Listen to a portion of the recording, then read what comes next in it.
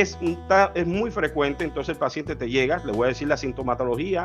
El paciente te llega con fatiga, no solamente física, fatiga crónica, no solamente física, lo más frecuente es el agotamiento mental. Es decir, tu rendimiento mental, tu rendimiento cognitivo se encuentra limitado, ¿ok? La tos seca, tos permanente, ¿ok?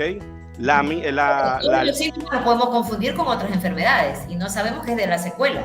Es que exactamente es lo que está pasando y es lo que quiero hablarle después. Ahora, me hace esa pregunta posteriormente porque es un tema importante eso que usted me acaba de decir, ¿ok? Entonces, le estoy dando algunos síntomas porque fíjese que la literatura habla de más de 50 síntomas que se han descubierto, más de 50. Pero lo curioso es eso, que son síntomas que tienen un cuadro muy florido, un paciente que dice, tengo tos crónica, toso permanentemente, sobre todo en las noches, mira, tengo dorsalgia, que es dolor en la espalda, tengo artralgia, que es dolor en las articulaciones, tengo disminución de la agudeza visual, tengo pérdida de rendimiento escolar o el rendimiento intelectual, tengo pérdida de rendimiento físico, tengo trastornos gastrointestinales como por ejemplo constipación, que es como se le llama el estreñimiento, tengo diarrea, tengo dolor abdominal, tengo epigastralgia, en fin, son una serie de síntomas que se van, estoy presentando insomnio, estoy presentando blefaroespasmo, que es muy frecuente las personas que sienten que los párpados les parpadean así permanentemente y entonces se le dice ese es estrés.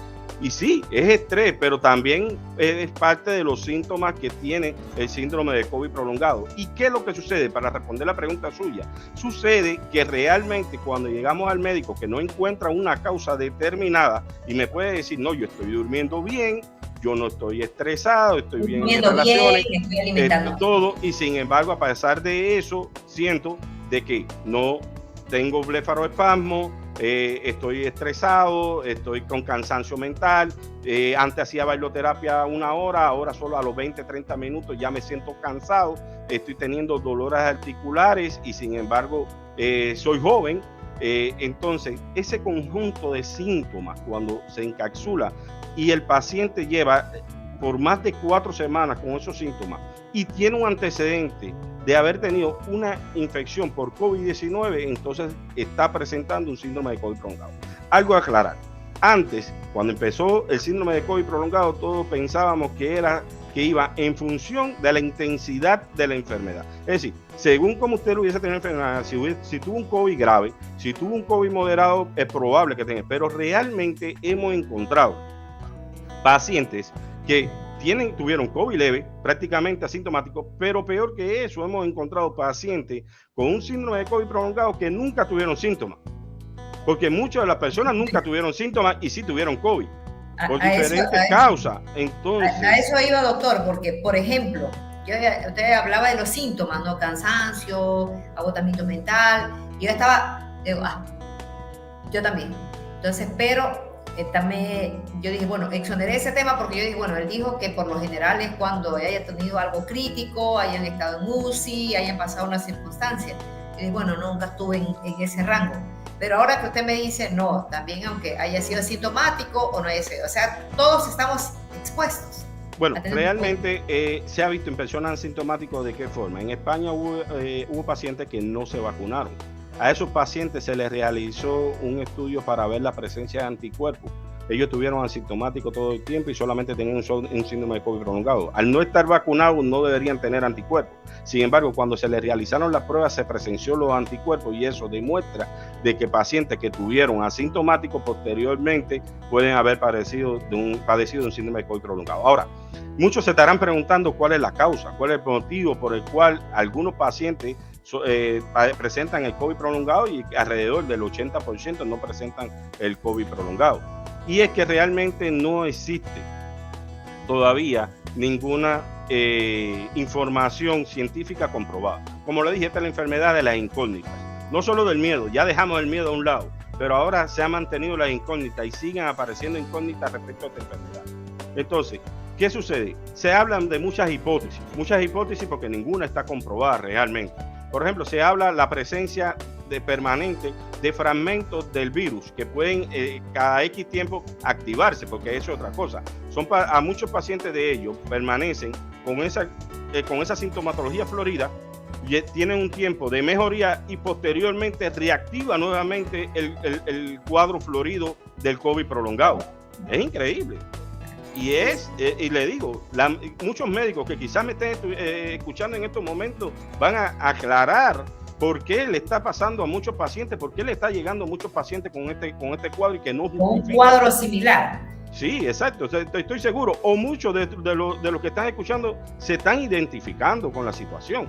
Ahora, muchas de las causas, las teorías, las hipótesis, porque todavía no son teorías, las hipótesis, una es la presencia de fragmentos de virus que permanezcan dentro del cuerpo.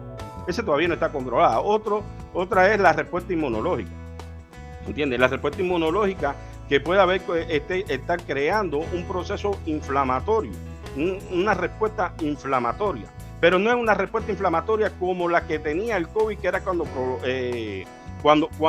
complicaba con la tormenta de citoquina, sino es una inflamación crónica de baja intensidad. Y esa inflamación crónica de baja... Eso que nadie se da cuenta, pues. Exactamente, se va instalando poco a poco. Se va instalando poco a poco y como una inflamación crónica de baja intensidad en diferentes órganos tú vas a encontrar sintomatología, porque todos los seres humanos tenemos órganos dianas, es decir, órganos que son específicamente los que realmente tenemos cierta sensibilidad o vamos a decir debilidad, ¿ok? Entonces, por ejemplo, por eso es que usted ve que hay unas enfermedades que es parte del síndrome COVID prolongado que se llaman enfermedades psicosomáticas, un englobamiento de las enfermedades. Y entonces usted va a ver personas con enfermedades psicosomáticas que la manifiestan, por ejemplo, a través de la piel. Hay personas que la manifiestan a través de los órganos sexuales con pérdida de la erección o de la eyaculación precoz. Hay personas que lo van a tener a través de la alopecia y etcétera, etcétera. Otro grupo de enfermedades que no es el tema en este momento, pero bueno, para explicarles más o menos cómo está funcionando. Ahora, hay otra teoría. Sí, a mí el tema me parece muy importante que sea analizado, porque aquí yo entiendo por qué el cuadro de muchas personas, bendito sea Dios, mi familia no, pero veo un cuadro repetitivo en algunos niños, por ejemplo.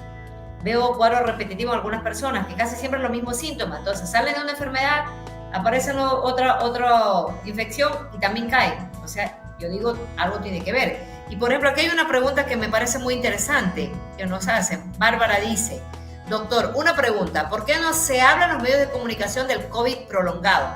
Tomando en consideración que no es lo mismo la secuela que el COVID prolongado.